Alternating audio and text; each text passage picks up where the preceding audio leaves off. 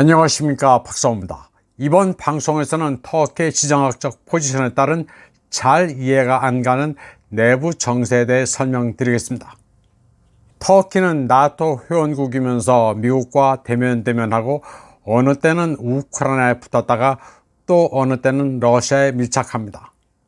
그러면서 흑해의 관문 보스포러스 해협을 장악하고 있기 때문에 지역에서 나름 센 영향력을 가지고 있습니다.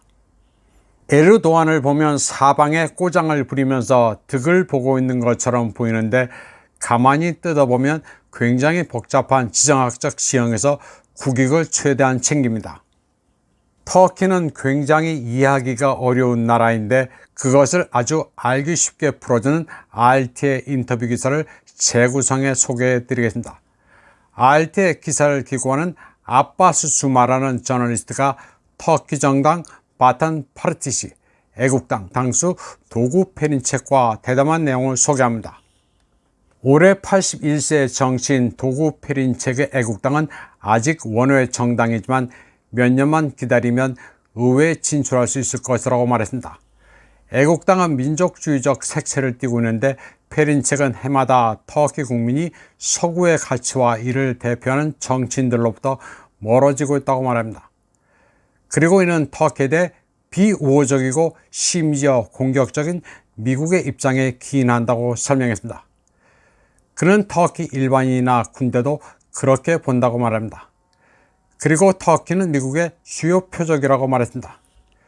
페린체크는 그러면서 어떤 의미에서는 터키보다 이란이 훨씬 처지가 좋다고 말했습니다. 이란에는 미국 대사관이 없어 아예 속이 편하다는 얘기입니다.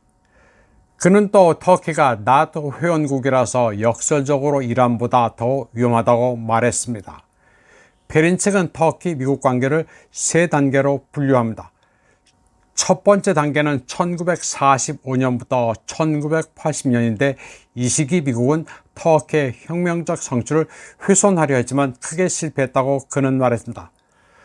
두 번째는 1980년부터 2014년까지로 이 시기에 미국은 터키 경제를 세계 경제에 통합하려 했다고 합니다. 그리고 그 세계 경제와의 통합은 서구가 강제했으며 국민 경제, 문화, 정치의 제거를 전제로 했다고 합니다. 페린체크는 여기에 맞서 싸우다가 애국당의 전신 노동자 농민당 당원들 2,500명이 투옥되고 고문을 받는 등 박해를 받았다고 말했습니다. 그리고 이후 세 번째 시기에 터키는 미국과 거리를 두기 시작했다고 합니다. 이 기간은 테러리즘과 분리주의에 맞서 싸우는데 2016년 미국 에이전트들은 군사 쿠데타를 준비하고 시도했습니다. 그러나 그 음모가 누설돼 쿠데타는 실패했고 14만 명이 숙청됐습니다. 참고로 이때 미국이 부추긴 군사 쿠데타 계획을 탐지해 에르도안에게 귀뜸해준 게 러시아였습니다. 당시 나토 요원이라 할 수 있는 에이전트들은 처벌을 받았지만 터키는 아이러니하게도 계속 나토의 회원국으로 남았습니다. 터키 에르도안은 점진적으로 중국, 러시아, 이란과 가까워지고 있지만 이는 느린 과정으로 대서양 세계에서 완전히 벗어나고 싶어하지는 않습니다. 에르도안은 아시아 국가와 친해지고 싶어하는 동시에 푸틴과 바이든과도 좋은 관계를 가지고 싶어합니다. 페린체크는 그러면서 미국이 국가 부채가 많고 수입에 의존하는 터키에 경제적 압력을 가하고 있으며 미국 무기도 터키를 겨냥하고 있다고 말했습니다. 때문에 오늘 국민투표를 실시한다면 터키 국민의 80%는 나토 탈퇴에 찬성표를 던질 것이라고 말했습니다. 터키는 러우전에 있어서도 양편을 다 드는 경향이 있습니다. 예를 들어 터키는 바이락타르 드론을 우크라이나에 지원했습니다. 이에 대해 페린체크는 터키 여당 내부에서도 대서양주의자와 애국주의자의 분열이 늘 존재한다고 말했습니다. 스웨덴, 핀란드의 나토 가입 승인이나 우크라이나 정책에서 보듯 여전히 대서양주의가 만만치 않다고 그는 설명했습니다. 바이락타르 드론의 우크라이나 공급은 대서양주의자인 에르도안의 사유가 주도했습니다. 대서양주의자들은 에르도안의 사유가 장인을 대신해 집권당과 국가 원수가 되기를 원합니다. 그러나 에르도안 미국인들이 자신을 싫어한다는 것을 알기 때문에 대서양주의자들을 그다지 신뢰하지 않습니다. 에르도안은 워싱턴에 가까이 가려 아무리 노력해도 받아주지 않는다는 것을 알고 있습니다.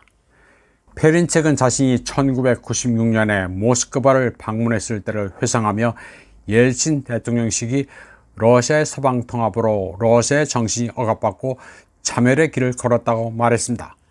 그러나 옐친 이후 러시아는 서방과의 통합보다는 러시아의 주권 강화에 초점을 맞춘 게 러시아를 구했다고 말했습니다.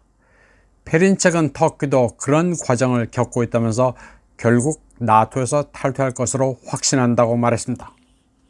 이번 방송은 여기까지 하겠습니다. 시청해주신 여러분 감사합니다.